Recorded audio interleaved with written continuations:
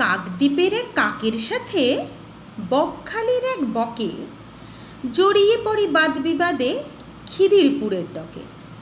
কাকটি কালো, বকটি সাদা, বর্ণ নিয়ে বিদ্বেষ, তর্ক শেষে লড়াই শুরু। কেউ দিল কি নির্দেশ? ঝগড়ুটে কাক বলল, সাদা সাহেব শুভ বক, অসভ্য জাত, ইউরোপে যা, বাছার যদি শখ।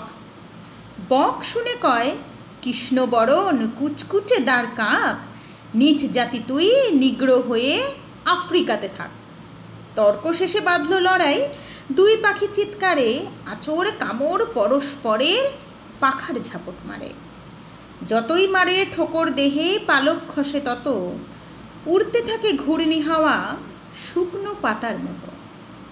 থামতে লড়াই অবাক দেখি দুই পাখিরই পৃষ্ঠে সাদা কালোর চিহ্নটি নেই মাংস অবশিষ্টে।